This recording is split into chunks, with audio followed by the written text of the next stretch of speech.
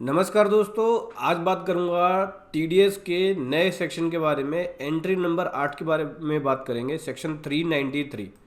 अभी तक 393 के ऊपर मतलब कि टीडीएस के सेक्शन के ऊपर बहुत सारी वीडियो सीरीज और वीडियो लेके आ चुका हूं। इनकम टैक्स एक्ट 2025 के अंदर नया सेक्शन है 393 टीडीएस के लिए, जो कि एक ही सेक्शन में बहुत सारे टीडीएस के अलग अलग प्रोविज़न एंट्री वाइज कर रखी है।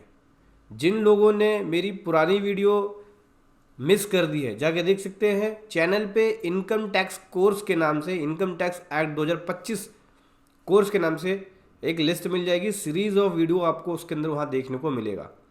चलिए आज की वीडियो में बात करेंगे सेक्शन 393 के अंदर एंट्री नंबर 8 के बारे में।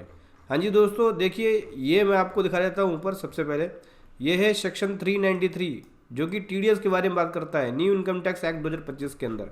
आज की वीडियो में समझेंगे एंट्री नंबर 8 में एक नए पॉइंट, एक नए एंट्री के बारे में, जो कि एंट्री नंबर 8 का 6th है, टीडीएस ऑन क्रिप्टो करेंसी। हाँ जी दोस्तों, क्रिप्टो करेंसी पे टीडीएस कैसे अप्लाई होगा, क्या लिमिट है, क्या रेट है, नई लिमिट और नए रेट को समझेंगे, क्योंकि यहाँ पे लिमिट चेंज है न्यू इनकम टैक्स एक्ट में।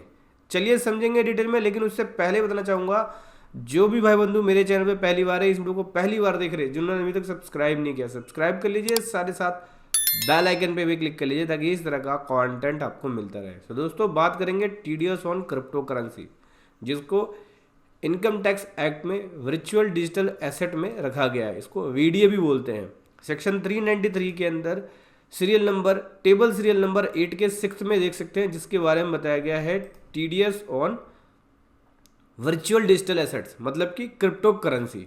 ठीक है, यहाँ पे लॉ की लैंग्वेज में समझते हैं, फिर उसके बाद में सिंपल लैंग्वेज में इस आर्टिकल के थ्रू मैं आपको बताऊंगा। तो सबसे पहले क्या बोलता है, कोई भी सम कंसिडरेशन का पे किया जाएगा transfer of virtual digital asset का किसी भी पर्सन के द्वारा, तो 1% टीडीएस काटा जाएगा। थ्योरसो लिमिट निल होगी, मतलब थ्योरसो लिमिट 0 होगी, 1 रुपये के अमाउंट पे भी काटा जाएगा। चलिए समझते हैं एक सिंपल लैंग्वेज के थ्रू कि कैसे वर्चुअल डिजिटल एसेट्स पे, मतलब क्रिप्टो करेंसी पे टीडीएस अप्लाई होगा। सबसे पहले तो ये समझ लो कि वर्चुअल डिजिटल एसेट्स के अंदर कौन कौन सी करेंसी इंक्लूड है। वो सभी क्रिप्टो करेंसी, जैसे कि बिटकॉइंस हो गया, एनएफटीज हो गया, ठीक है, एनी डिजिटल एसेट्स जो कि नोटिफाई है गवर्नमेंट के द्वारा, टोकन बेस्ड ब्लॉकचेन टेक्नोलॉजी के थ्रू है।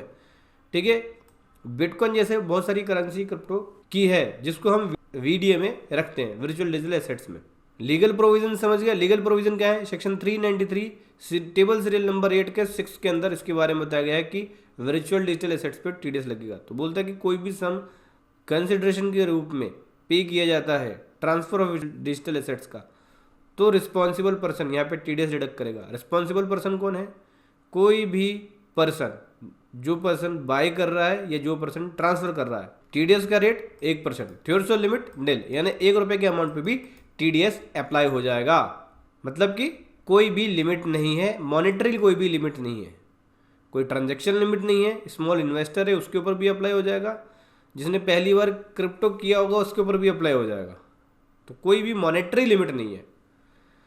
स्पेशल रूल क्या है इसके अंदर, एक स्पेशल रूल ये है कि ई कॉमर्स ऑपरेटर अगर इन्वॉल्व है क्रिप्टो में, मतलब ई कॉमर्स के थ्रू आप सेल कर रहे हो, अपनी सर्विसेज दे रहे हो या गुड सेल कर रहे हो, और क्रिप्टो के रूप में आपको कंसिडरेशन रिसीव हो रहा है या पेमेंट क्रिप्टो में की जा रही है, तो जो पेमेंट कर रहा है बंदा वो रिस्पॉन्सिबल हो जाएगा टीडीएस काटने के लिए। 1% वाला टीडीएस अप्लाई होगा उसके ऊपर।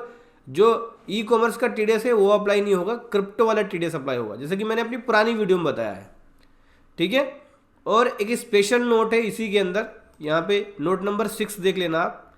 देखो ये 5 और ये 6 स्पेशल नोट में ये बोलते हैं कि कोई भी ट्रांजेक्शन हो क्रिप्टो की, चाहे वो आप क्रिप्टो एक्सचेंज कर रहे हो या एनएफटी एक्सचेंज कर रहे हो कोई दूसरे एनएफटी से, ठीक है, या फिर कंसिडरेशन रिसीव कर रहे हो आप, या पार्टली कैश है, पार्टली एक्सचेंज के रूप में, वो भी सब वीडियो में कवर होंगे। रिस्पॉन्सिबल पर्सन कौन है, रिस्पॉन्सिबल पर्सन एक इंडिविजुअल है। कंपनी के केस में कंपनी या कंपनी का ऑफिसर वो रिस्पॉन्सिबल पर्सन होगा टीडीएस डिडक्ट करने के लिए।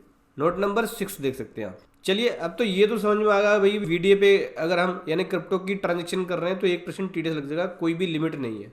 अभी एग्जाम्पल के थ्रू समझते हैं, जैसे कि एग्जाम्पल नंबर 1 में समझो कैश में ट्रांजेक्शन है, आपने बाई किया बिटकॉइन मिस्टर बी से, कितने का, 1 लाख रुपए का, तो 1% की टीडीएस की लायबिलिटी मिस्टर ए की बनेगी। मिस्टर ए 90,000 पे करेगा बी को और 1,000 रुपये का टीडीएस डिपॉजिट कराएगा।